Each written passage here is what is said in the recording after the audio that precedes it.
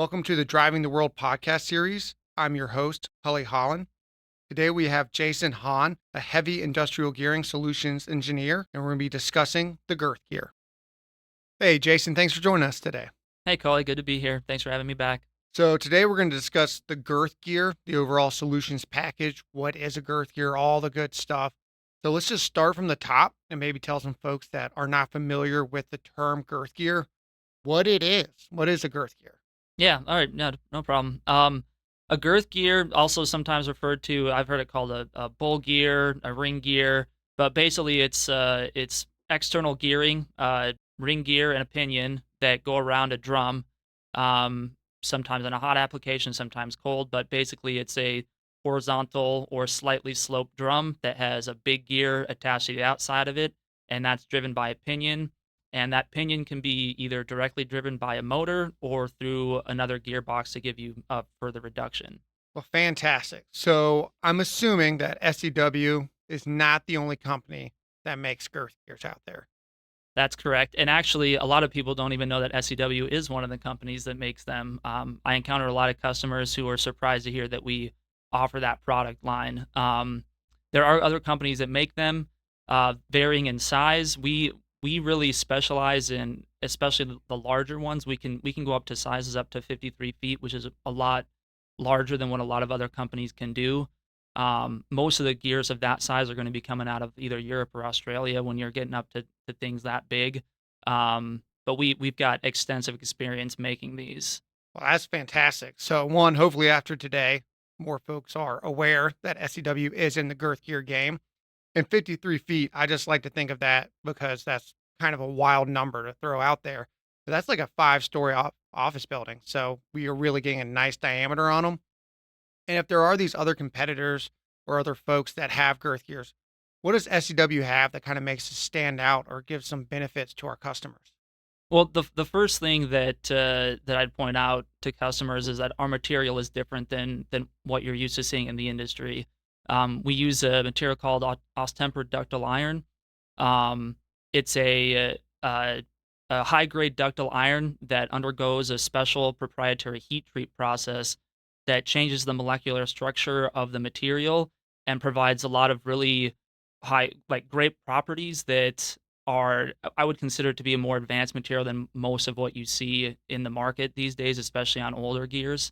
However, it's hard to do it correctly. And so we have special machining and proprietary processes for heat treating to get this material to a higher quality, with especially good wear properties, pitting properties. It has the advantage of also, just like ductile iron, where it work hardens, but unlike ductile iron, it doesn't become brittle due to that special microstructure through the heat treat process. So it really sounds like that tempered ductile iron is going to give us a nice longevity of our girth gears out there in a lot of these different environments that it could be seeing. Anything else that kind of sets us apart, or maybe we do differently?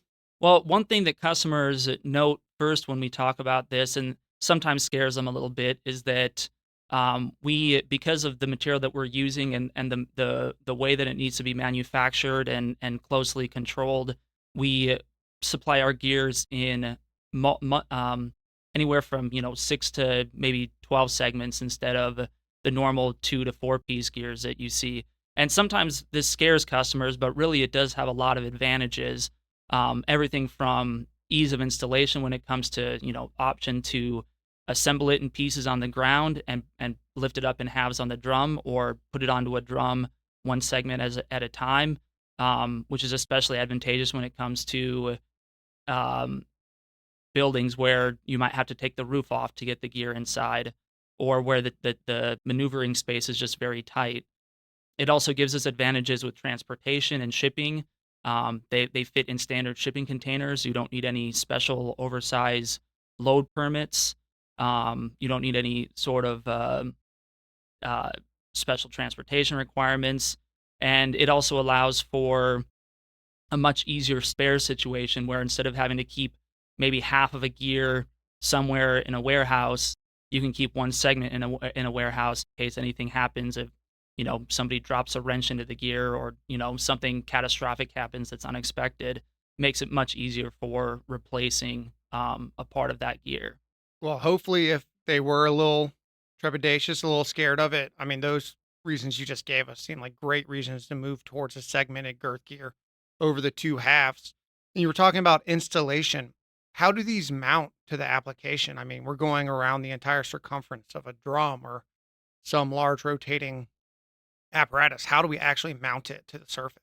So for a what we'd consider a cold application like a ball mill, there's going to be a flange on the mill, and we'll have bolt holes in our flange that made up to that flange that's on the mill, and that can be done, like I said, in halves or in quarters or whatever sections is most convenient for the customer. For hot applications like a dryer or a kiln, we use spring plates, and that's to allow for expansion of the drum when it heats up without causing cracking or damage to the flange or to the gearing itself.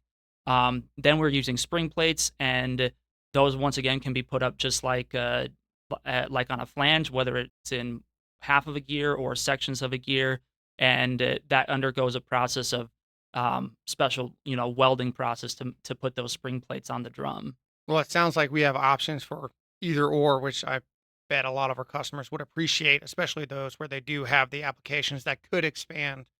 Those spring plates really sound very useful. And you mentioned a few applications: dryers, kilns, roller mills. So let's dive in. Where are we going to find these? What industries, what applications are our customers looking for? Or are we looking for to install these girth gears? There are actually quite a few industries that you'll find these in. Some of the biggest ones are going to be mining, pulp and paper, cement. There's also chemicals, any kind of gypsum, aggregates, other things like that. Pretty much anytime you've got a cylinder that you're either crushing, cooling, heating, and you've got a horizontal cylinder. So for the cold applications, you're usually looking at ball mills and sag mills and rod mills, and those are, as I mentioned, cement and mining. For hot applications, you have dryers and kilns and coolers where you're cooling down an already heated up material, which are once again found in mining, in cement, in chemical industries, in the carbon industry, um, in the paper industry for lime kilns. And an additional unique application would be debarking drums in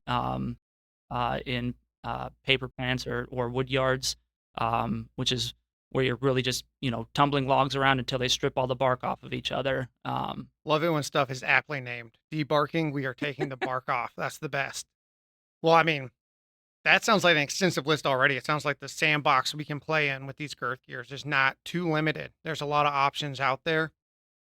And I just want to confirm SCW has the girth gear, we have the pinion gear, but we're also happy to supply a complete solution powering the girth gear as well, correct? That's correct. We supply everything from the motor all the way to the gear, so that includes the motor, an auxiliary drive if needed, the main drive, brakes, couplings, the pinion stand, the pillow block bearings, base frame for the gearbox, base plate for the pinion, for the motor, complete what we'd call a turnkey drive package. Well, fantastic. I mean, I know I've learned a ton about girth gears today. Kind of excited to see one day, hopefully out there in the wild. Is there anything we missed or anything you want to cover on girth gears, or did we just about get it? I would just add that I mentioned that we have extensive experience with this, and when I say extensive, I'm talking somewhere between 700 and 1,000 of these gears installed around the world. And also once again with the ADI material, I did forget to mention that it is an AGMA recognized material. A lot of people are used to seeing cast and forged steel, or even sometimes a ductile cast iron, and don't even realize that this ADI material is also part of the AGMA standard. Well, fantastic. I'm glad we covered those couple of points. Really appreciate your time today, and I hope to see you soon. Yeah, thanks again.